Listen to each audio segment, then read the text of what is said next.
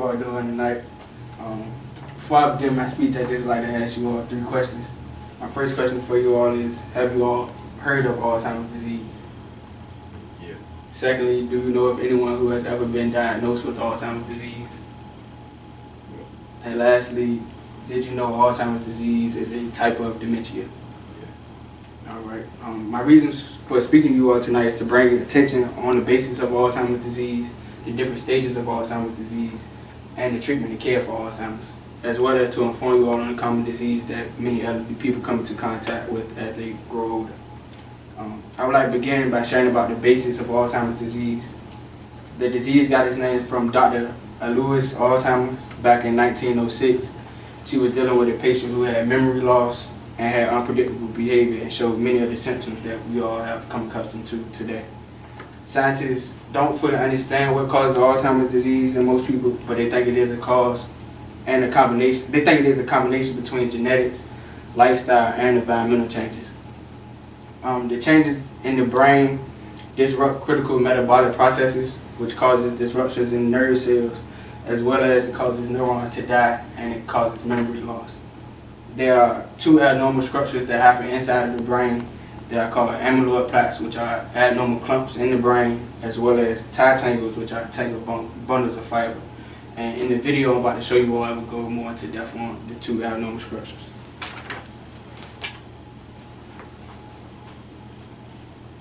Destroys memory and thinking skills. Scientific research has revealed some of the brain changes that take place in Alzheimer's disease.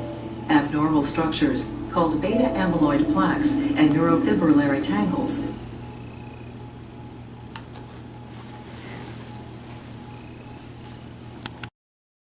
Alright, since we're having technical difficulties with the video, I'm just going to go into the next segment of my speech. And basically, the next segment is I'm going to talk about is the stages of the disease. You all can take a brochure. You pass it around for me. Basically, the first stage is the preclinical stage, and within this stage there are no symptoms or signs, and this stage can last up to 4 years or decades. The ratio of progression varies for Alzheimer's disease. People with the disease can live 8 to 10 years after diagnosis, and some survive 20 or more years. But the actual very first stage is called the mild stage, as you can tell in the middle part of your brochures. And in this stage, changes aren't very significant, but there are mild lapses that people have. I took the images out and I looked at them on the Excuse me for that. Like I said, changes aren't significant, but there are mild lapses that people have. Some of the symptoms that begin to form are memory loss of recent events, changes in personality, difficulty organizing things, as well as getting lost or misplacing belongings. Moving on, the next stage is the moderate stage, and people begin to need more help in this stage. The mild symptoms begin to worsen, and this stage lasts 2 to 10 years. As well, new symptoms begin to form as well, such as inability to recognize family members, rambling speech, sleep disturbances, and need instruction. And lastly is the severe stage. At this stage, the disease now impacts movement and physical capabilities, such as communication, where the speech is no longer coherent or may be lost. As well, some people may try to say little or nothing at all because of this. And physical capabilities are affected because these people will begin to fall as they walk or become very immobile. Their muscles become rigid, and they also begin to lose their ability to swallow. So at this point, 24-hour care is needed at all times to make sure they're able to move around and take care of the things that they need to take care of. Finally, let's talk about how this disease can be treated if you know anybody that is affected.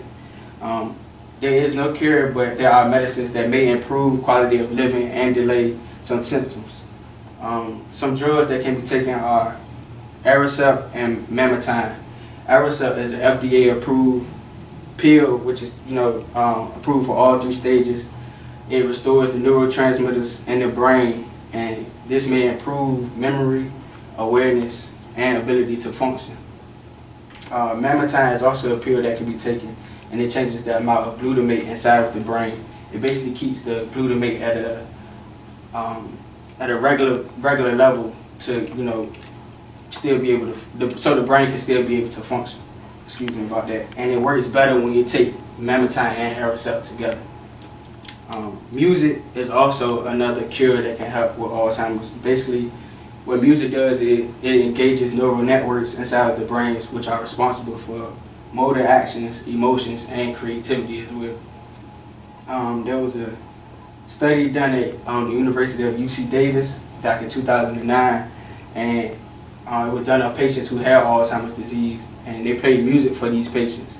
And basically what the music did was activated hubs inside of the prefrontal cortex. And basically when the hub was activated, it began to bring memories that related to the song. So you know how sometimes we're driving and a song might play and it might bring memories of a person or a certain situation that happens. And basically that's what it did for the patients. And lastly, just like with any other disease, exercise and nutrition is also very important.